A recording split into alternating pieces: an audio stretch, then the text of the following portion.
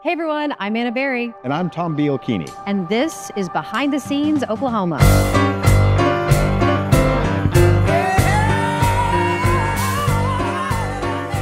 Welcome to Behind the Scenes Oklahoma. I am Tom Bielkini. I'm Anna Berry.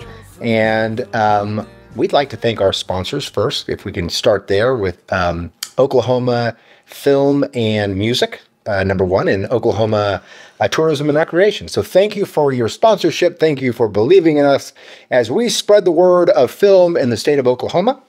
And Anna, would you like to introduce our guests? I would. Thank you, yes, to Oklahoma Film and Music and all the creatives out there doing amazing work here in Oklahoma. And you two are truly an exemplary couple and powerhouse producers. And I know, Randy, you're an actor. So Rebellion Films, Talia and Randy. I have to go back to where we met, Randy. Do you remember? Yeah, I think it was on a movie. It was on My Terrorized Teen. They changed the name. I forget what it was originally called. And it was at this fantastic Catholic school, historic Catholic school in Oklahoma City. And you played a teacher, yes? Oh yeah, it was my professor obsession or something like that. Oh yes. And then they changed it to My Terrorized Teen. So you were the teacher, lead role. I was a teacher, small role, and we had a little scene together. It was so much fun, and they cut me. She told me that earlier.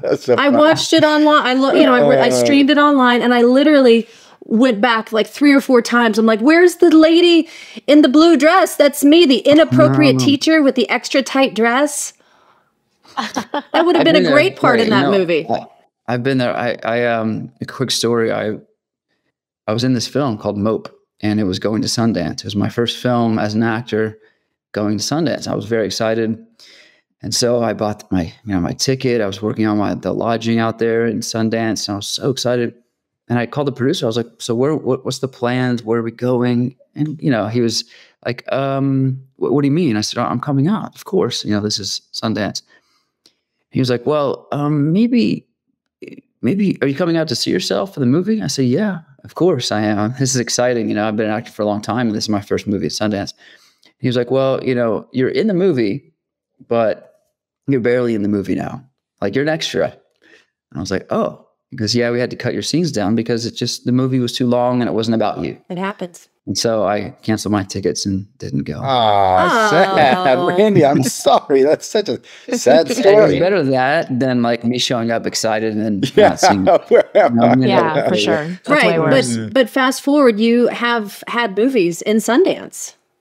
Yeah, as a producer, actually, not as an actor ever, still to this day. But I've had 2 movies in Sundance. We've had one as a company at Rebellion. It's the Golden Goose. Mm-hmm. Well, tell us about your company and tell us all the awesome things you guys are doing in Oklahoma. Talia? Do you want to hear a little bit about like our origination, like how we started and like when we came here, or just in general, like sort of like anything what we do? That would be interesting to the listeners, to where all of a sudden it leads you to today, where you guys are doing really cool things in the state of Oklahoma. I'd love to hear it. Because I believe I met you when you had just moved to Oklahoma from Los Angeles. Mm-hmm. Yeah. So Randy and I met in LA in like 2017. We started dating, and he convinced me to move to Oklahoma, which was just very different at the time because I had lived in LA. I'm from Buenos Aires originally. I had not really spent much time in the middle of the country. So it was a big pitch, and he won me over, and I was like, let's go. This sounds really cool. He had he's originally from Moore and had been passing through and saw like there was the start of like a film hub growing here, and he felt like there was a lot of opportunity. And so he kind of sold me on that. And so in 2019, we moved here and we started out as a production services company. So our goal was to kind of catch people as they were coming in, with like a producer was already packaged, already financed, wanted to utilize the tax incentive, didn't have boots on the ground, didn't know anybody in Oklahoma. So that was sort of like our business model, was to kind of partner with like projects that were already kind of packaged and ready to go. And so we did a lot of that for the first couple of years. And we really built a lot of like great relationships with that and really proved our value. And, I would say like actually our first film, the one that went to Sundance, we ended up getting credited as a company, as co-producers, because the producers realized that like without us, they had no film. And so slowly with time, we started producing our own projects. And so that's sort of the trajectory that we've just naturally taken. And it's been great. We still do production services. We're doing production services on a big show this summer. We're kind of like really picky now. We kind of like they're far and few in between, but we still do them. It's still a great like way to diversify kind of our business model, but we're doing a lot more of our own shows. Wonderful. Just for our viewers, in case they're not clear, what does production services mean? If you can explain that for our viewers. Typically, when producers package projects, it takes a while. Like, people aren't aware of how long it takes to actually package a movie, to get it funded, to get to even the start date or decide where you're going to film. So whenever a producer is looking for a place to film, they typically want to hire a production services company, a company that's local in that area, that knows the crew, that knows the vendors, that knows the permit situation, that knows, senators and mayors and whatnot, to help the process become more smooth. And so, we acted as that in Oklahoma as a production services company. They would come to us. We would get them the tax incentive. We would help them find a location to film at. We would introduce them to our, the best crew in Oklahoma, and get them settled and make them feel comfortable. And ultimately, we manage the project the moment it gets here until the very end, until up until delivery. That's how we do it, at least. A lot of production services companies may just do actual production, but we do pre-production and post-production until delivery. Did I hear you say you help people get the tax incentive? Yes, absolutely. So there's several cases where, a company has hired, like a payroll company, or, Entertainment Partners, for example, has been hired to get a producer the tax incentive, but they were unsuccessful. And so they had heard about us, heard about Talia, really. And so they called Talia, and she was successful in getting them the tax incentive. So they ended up shooting here with us. Wow. And that's really valuable because I've spoken to a lot of creatives out there, and that's a challenge. And that's a lot of paperwork. That's a lot of numbers. That's a lot of figuring it out. So what is the secret to getting this tax incentive? Maybe for more independent filmmakers, Talia? Well, I'll clarify that, there was a period where it was incredibly competitive in Oklahoma. It was incredibly competitive across the country. It was, the booming stream, and everyone was shooting. And, there was not that long ago, the state was, handing out rejection letters quite often. I think that climate has since shifted, just because it's a contraction in the market right now. So that's across the board all over the world. And so it is not as difficult anymore. But, in terms of like how to get approval when it was highly competitive, I look at it like this. I look at like, what is important to the film office, right? I like, for me, it's a transaction situation of, what can I bring? How can I present this project that this is good for Oklahoma? What is important to the film office? Jobs, union jobs, high paying jobs, longer running shows that are like more consistent work. Anything that has like some panache, it's like this film is going to go to Sundance, or it's going to go to wherever, so things like that help kind of move the needle. It's all about presentation and kind of how you pitch it. So, and knowing those things. Do they care at all if you're highlighting Oklahoma or Tulsa or Oklahoma City? Or they do, actually. That is one of the things that they look for. So like if the script is scripted for Oklahoma, are you shooting like major landmarks and featuring them in your show? Those are, because that's ties to tourism, right? So it's like these ancillary ways that, these tax dollars can come back to the state. With all the positive things that you said, what might be a deterrent? I've had some creatives say they've gotten rejection letters. So what advice would you give them if they've gotten a few rejection letters? For the incentive, particularly? I mean, I would encourage people to really kind of really look at the way that they're applying. I always tell people, like, the way you apply, this is like it's like your big pitch to they're not just looking at the numbers, they're also looking at the story. what is like, who's part of the project that's exciting? How is this, what are like what are the legs that this could take, get them excited. So it's really about like tapping into that and making sure that your pitch is kind of foolproof, I think also strategizing. To piggyback off what Talia is saying, one of the issues we have is not that the state doesn't want to approve everyone, is that there's not enough money to approve everyone. So they have to be selective. We had a cap of 4 million something, it went to 7 million, and now it's at 30 million. And although we greatly appreciate a rise in that cap, it's still very low comparing themselves to the rest of the country, rest of the world. Every state has a different piggy bank, if you will. So it's understandable. However, the reason with the streaming boom is that there's too many people applying. They couldn't approve everyone. And then now it's kind of taking a downturn with less productions right now. So if they submitted right now, it's a better chance they'll get approved. So it's just sometimes a numbers game. And it comes down to how much money is available and how much, how does your movie grade in the system that they've created. And how do you, what's the timeline on that? So do you have to have all the actors in place, the director, a whole script? How does that work? Because if you put in all this time and effort and put everything together and then you submit and you get rejected, that's not going to feel good. But what is that? Do you mind walking us through that?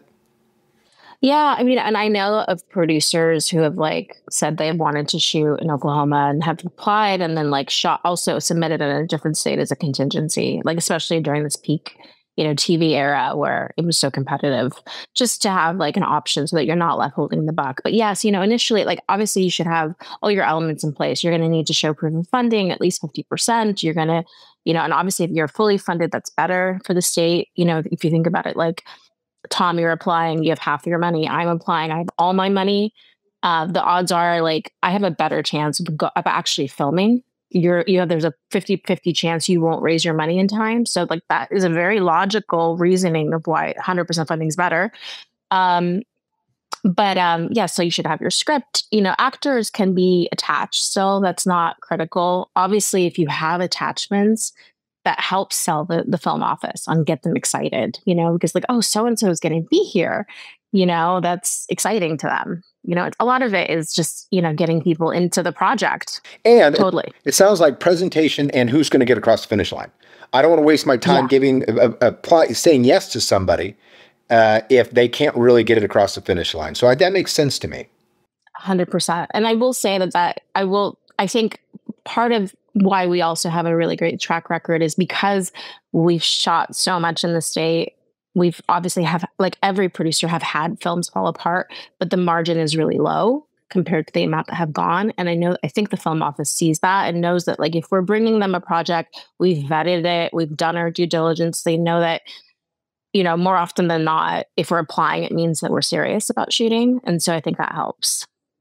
Well, shifting focus, feel free to jump in with other money questions. But for actors out there, I know that you sent out a lot of casting notices for the films. I personally have auditioned for some of them, small roles, but small roles make a big role one day.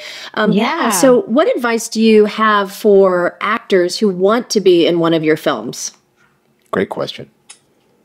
Randy, I think the first place to start, I'm a little sensitive to it because, I did grow up in Moore, Oklahoma. I never wanted to be an actor. I wasn't a theater actor. I just went to LA kind of for swimming. I moved to Orange County as a swimmer. And so my mother encouraged me to try acting, even though I didn't want to. And I studied, I really, in LA, everyone really studies. They take it very serious. It's like it's almost half their income they spend on classes, and they put a lot of work into it because the competition is fierce. So a lot of people in Oklahoma, they are theater actors that are moving into TV film, and they feel like they have what it takes to be on set right now. And a lot of times we're not seeing it in the auditions. They're not natural. A lot of times they kind of do a little big performance. So I would recommend taking classes like Chris Freihoffer's class, or Cody Mayo's class. People that have been to LA have gone through the process out there, and they're bringing what they learned back to Oklahoma. It's very important to have these on-camera acting classes and keep doing them. Once a month is not going to cut it. I don't think in LA, we take 2-3 classes a week a lot of times, and for years and years. So that's the first thing. The second thing is like, just be persistent and patient, because you may not be right for this one. You may have a great performance for this audition, but you just don't look the role to us, or you didn't have the feel for it. So sometimes it's not about how you look or how good you are. It's just about a vibe you bring to it. A lot of times we can see someone immediately and go, that's the guy. And they won't even say anything yet. We just know. So you're going to hear no a billion times. I've heard it a billion times. I've been fortunate to work. I have a long acting career for 20 years, and so you just have to be focused on what you want. The opportunities that are coming here, but the more you practice and stay ready for that opportunity when it comes, the better your chances are of getting it. That's great advice. Do you both, or one of you, watch the auditions, or is that just your casting director? Typically, I watch as much as depends how involved we are. I try and watch all of them because I want to make sure that the director is seeing what I'm seeing. And I typically, if I know an actor's good locally, I'll recommend them ahead of time. I'll say, hey, these actors I know really good. We have a lot of great actors in Oklahoma. So it's just a matter of them being right for that movie, or the director not wanting to hire their friend in LA and giving someone a chance. So there's a lot of that. We push Oklahoma talent as much as possible. I see that. I love that. I struggle with virtual auditions. I really do. And a quick example, I remember when I was in New York, I got cast in a very small role in a pretty big production. And when I got to set, I had my own little trailer and I had my lines memorized. Like you said, Randy, when I got on set, I was froze. It was so terrifying. So terrifying. You? Yeah. That really surprised me for some reason. Yeah. I mean, the caliber of people. I mean, the set is an intense place. Everyone's focused. No one's nice, they're working, and it was such a terrifying experience. And, I've been on set since then, but not at that caliber, not yet in Oklahoma. And going back to my original question, the virtual audition, first of all, the study is such an important thing. And yes, we've got some great acting coaches and teachers here, and I need to get into a class. But the virtual audition, what do you look for? Is it lighting? Is it sound? Do you forget about that? Focus on the moment? I really struggle with virtual auditions. I mean, I was a really good auditioner in person in LA, and that's why I booked so much. I just knew how to command the room. I knew how to talk to them. I knew how to respect them. Virtual auditions, I'm horrible at them. They're really hard to figure out. But I will say this: lighting, sound quality really matters. So it just makes it fun to watch, and it's captivating right away. So instead of, if you see someone not bad lighting or bad sound, or they have it vertical instead of horizontal, you just they don't care, right? They didn't put the work in. So it's hard to kind of watch those auditions. So the higher quality, the better, for sure. I recommend there's coaches that are good at auditions, right? Like Hannah Reese is an actress from LA who lives in Tulsa. She's coached me, and she was great. I was like, I'm so happy that she coached me, because she made my audition so much better. So finding someone like that is worth, I think, every dime to do that. It's almost better than classes sometimes, because it's one-on-one. You're focusing on this material and this opportunity. You got to learn how to book the job first before you can, do the job. So auditioning is neat. 100%. Tom, have you ever auditioned before? No. Come on. Get him to audition. I'll audition for something. You got to try everything. Virtual. Make him audition virtually. Oh.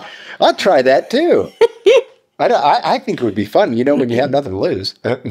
Well, don't say that to actors out here. We're like, this is it. This is it.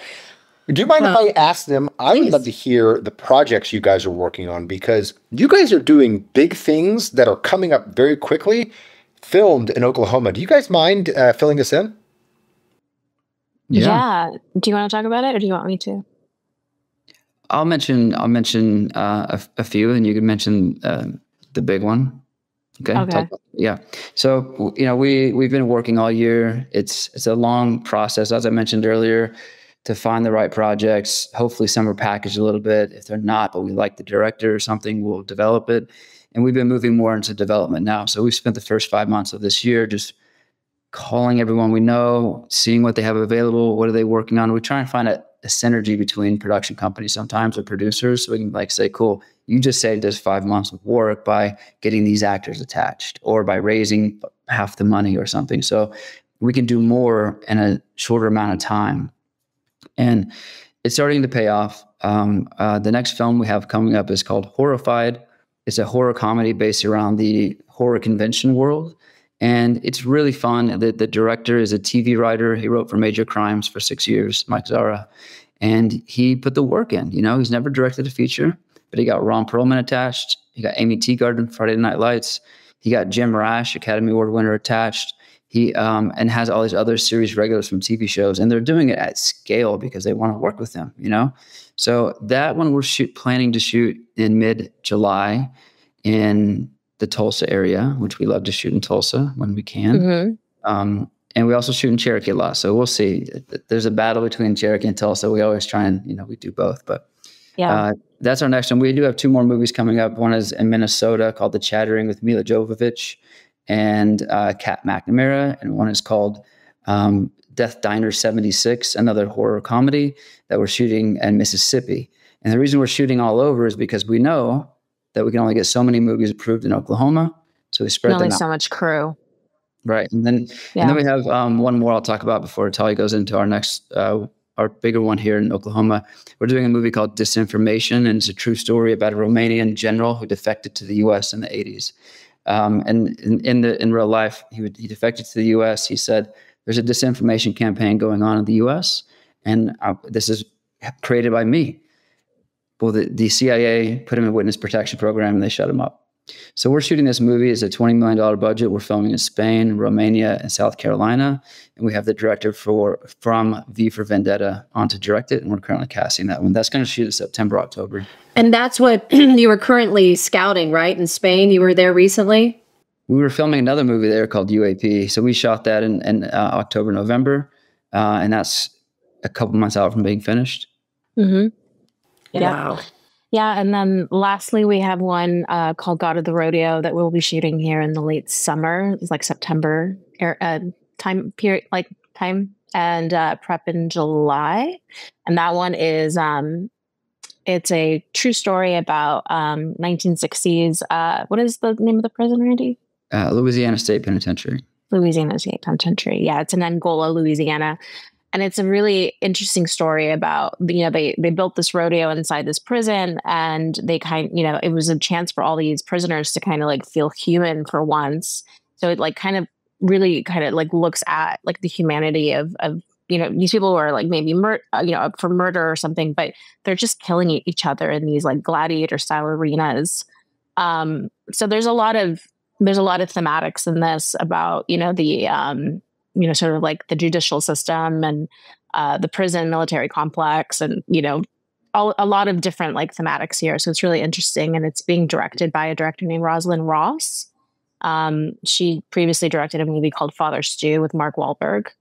And Scott Free Productions is the production company behind it. And so this is one that we're doing production services on. And that's Ridley Scott. And, Ridley Scott produces all the Gladiators. So this, to me, is a gladiator in a prison. And I said that before I knew he was attached. So it's a really great movie. It's going to be, nationwide theatrical. And Shia LaBeouf is our lead actor. Where is that going to be shot?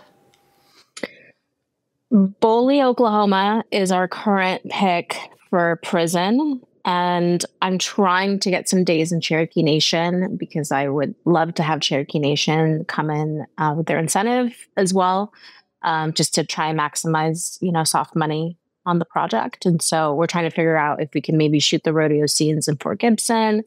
And, we've identified some marshlands on the north side of Lake Oologah. So we're just still kind of piecing together. But it looks like Boley, Oklahoma, which I don't know if you know where that is it's kind of like an hour from here, hour from Lokasi, which is also interesting because it has like such a rich history of like being a historical Black town. It was like home of the Black Rodeo. So I think there's a lot of synergy there, which I think is really interesting. I love that. So, question when it comes to bringing stars to Oklahoma. You mentioned Shia LaBeouf and Ron Perlman. I played golf with him when I lived in LA. He's a sweetheart. That's funny. I sent you that picture. He's so funny. So, tell me, do they get to see Oklahoma? Do they get to go out, enjoy a dinner, hang out with our culture, our people, our crew? Yeah. Yeah. Every movie we do, we always do a cast, director, producer dinner. And so we take them to one of our favorite restaurants, wherever we're filming at, whether it's Oklahoma City or Tulsa. And, they get to experience our great cuisines here in Oklahoma and cool restaurants. And I think, they don't expect that kind of stuff. So when they see these like higher class or very cool or funky restaurants, it's fun. It's fun for them. And they're like, they always leave here being impressed by Oklahoma. I know that Rosalind Ross and Liz Chalenko, the producer of God of the Rodeo, we had them stay in South Tulsa, and they loved it. They were just amazed by how like beautiful and the trees and the houses, and they're like, we want to buy a house here. And I was like, well, you should. But yes, yeah. So typically, any days off, we find that most actors want to go out and see. So we actually give them a concierge book when they arrive, and it says like all the restaurants, coffee shops, theaters, things to do, trails, like things that they can go and do on their days off. Well, give us some examples. Where do you take them? Where are some of your favorite places that you like to show off? We shot 5 movies in Bartlesville, so we kind of talked to them about. We have Meg. I'm sorry, what's her name? Maria Gus. Maria. Meg is Tulsa. Maria Gus, who's fantastic. She will help us find things for them to do. But there's also this really amazing buffalo range outside of Bartlesville on the west side in Osage County, and a lot of people go there, and it's really beautiful lodge out there, and to see buffalo in the wild is something really cool for people. And then other people have gone to Turner Falls, and I don't know, the bombing site, and I think you're putting me on the spot, and I'm feeling nervous about it. Well, we've also taken people to dinner like at Bull in the Alley, and what is the other one?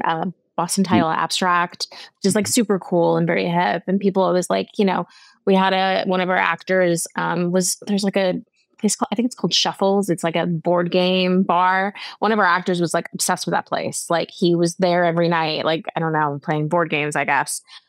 He just loved it. And he loved Tulsa. He was like, I had a really great time in the city. It's like a really cool town.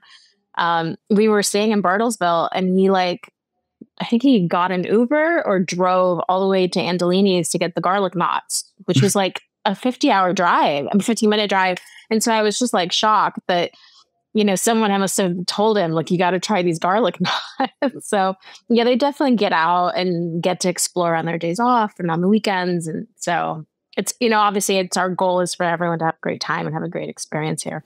I love that. That helps our community so much. Yeah, of course. Yeah. And we want to sell the city. It's not just bringing film to the state of Oklahoma, but we want to sell the city. Tulsa is great. So is Oklahoma City. Yeah. Oklahoma is really something, once you get here, it's different than you think. And that's the point. Totally. So let me ask you something. Can behind the scenes Oklahoma be on set for the Horrifier? Horrified? Yeah, Horrified. Yeah, easy. We can make that happen. All right. Easy. Yay. And that's shooting in July. Yeah, July and August. August. Yeah. Which we could do our best to make it happen for God of the Rodeo, but that one's a little out of our hands, but we'll definitely. I know that is, work. but we'd love to get on set there. And I understand there's only so much you can do, but man, anything you can do to get us on set would be I super want to say fun. one thing about when cast come here, I always tell them about, Greenwood, Black Wall Street. And there's a guy I met years ago when we were doing a documentary about Greenwood named Cody Ransom. And so anytime someone comes into town, I hook Cody Ransom up with them, and Cody will give them a tour of Greenwood and give them all the history of everything. And he doesn't ask for money. He just says, I ask you to buy one thing from a local, Black-owned business. Yeah. Yeah. He's been fantastic. People really love him. Yeah, I just went to the Greenwood Rising. I took my dad and my daughter, and it was such a powerful beautiful, museum, but just so much more than that. So that's really great that you bring them there. I want to ask you a little bit about, I saw on your social media, Resurrection Road. You produced that, Talia, and it's a Civil War. A Civil War horror film. It's I won't be Civil War seeing movie with vampires. Oh my gosh. It's very much like in the vein of Sinners, which is funny because we shot it like in 2023. And we're, it's coming out right out on the heels of Sinners. So, but I mean, it's good. It means there's a market for that genre. Yeah. Well, if some of our viewers want to watch your movies, please, again, putting you on the spot, what are some of the movies you've produced in Oklahoma? Of course, you're global, and where can we watch them? Well, so Model House is a movie. It's like one of our very first movies that's out. I think that's on Stars right now. And then, Wild Indian was shot in Oklahoma City area. That is on demand, I believe. You can still rent it. As well as Unexpected, which was shot under the name, I had so many names, but it was called Bob and Amy, and it was called, what was it called? Enslaved by Ducks. It went through many name iterations. But then Resurrection Road is going to be available in select theaters and on demand June 6th. And then a movie that we shot end of 2023 called The Book of Jobs is getting renamed as Everything to Me. And that's going to be in 100 theaters September 5th. And then we have one more called The Line. Line we filmed at OU, and we filmed in a neighborhood just north of downtown Oklahoma City. And, we turned a mansion in this Heritage Hills into a frat house, which was incredible to do. Yeah. That movie stars Alex Wolff and has John Malkovich, Denise Richards, Sherry O'Terry, and a slew of other great actors as well. And that's currently available on streaming as well. That's The Line. It's on Hulu. Yeah. That's on Hulu. And then there's The Bedlam. I've seen a lot of some press about that. No release date yet. Okay. We're kind of locking that up. So info to come on that. There's just still a few that are like, we don't have release info yet to share, but coming. Wow. I mean, it's a process. You're doing so much for the state. I mean, it's so interesting to see how Hollywood is moving.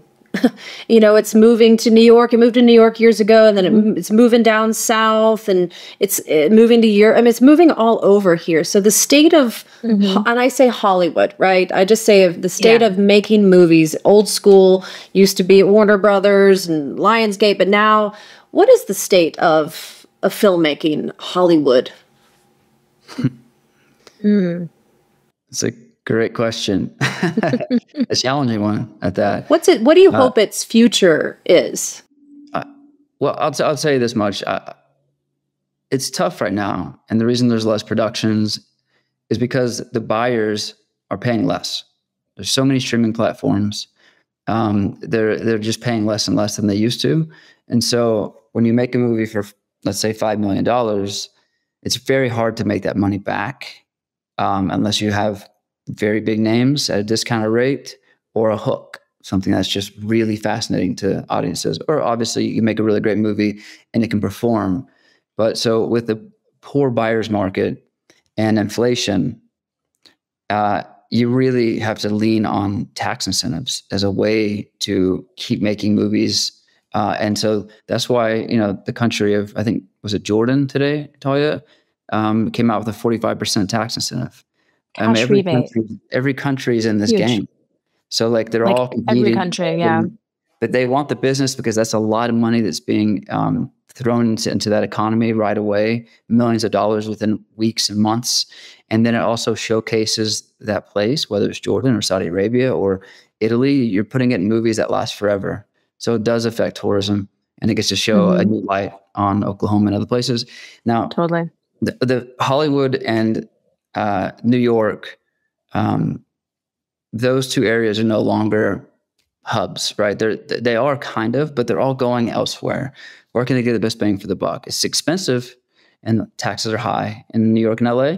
So they're trying to go places where they can make it cheaper. And so they can actually make profit, because without profit, these things will all go away.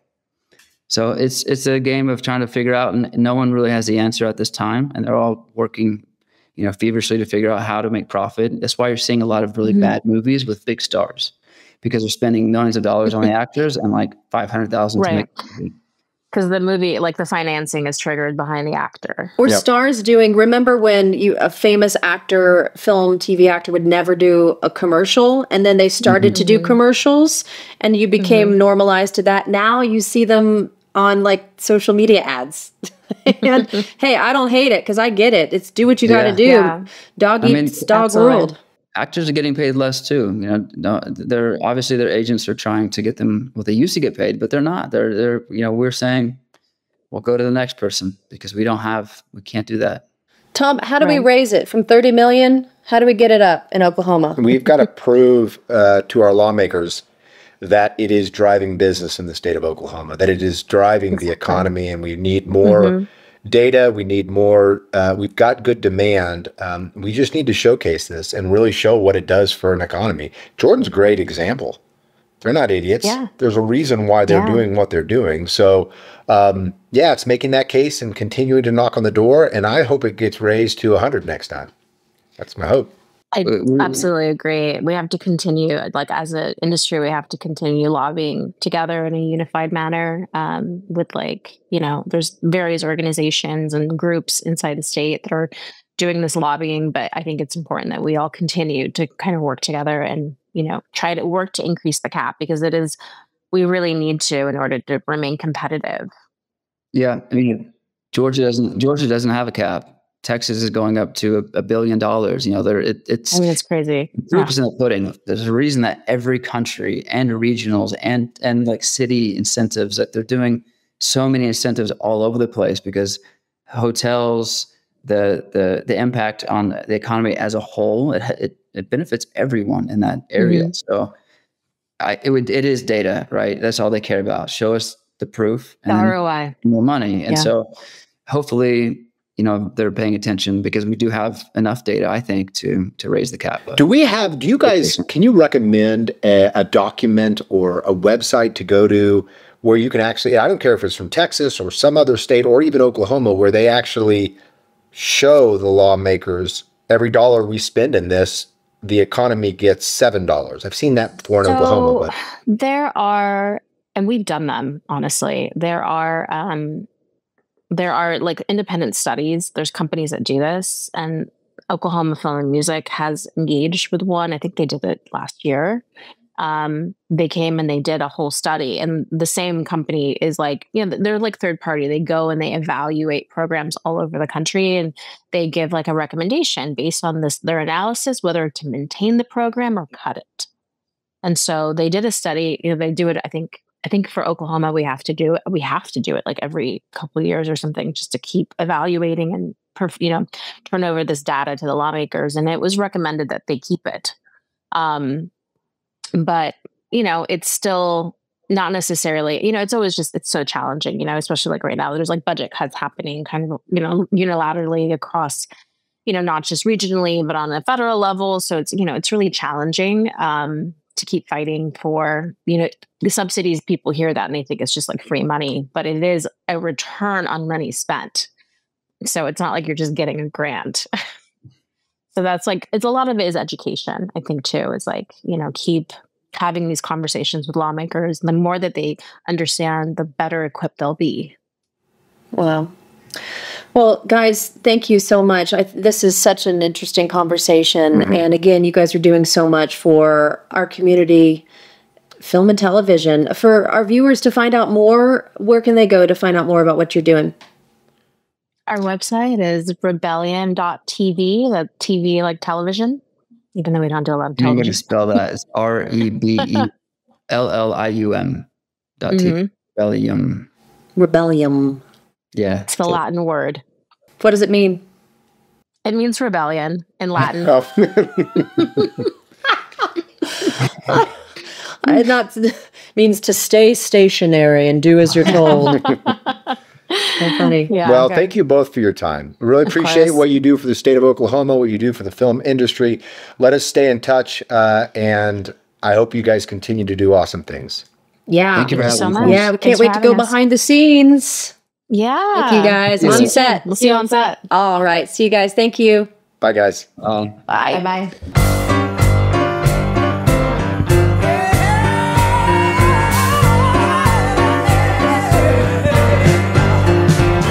Won't you head on down to Tulsa? There's a building there. When your spark's lost its flare and you ain't going nowhere, sit on steps and let the breeze blow through your hair. Soon you'll feel him there. Hear notes in the air. The top hat music band that they call Mosaic.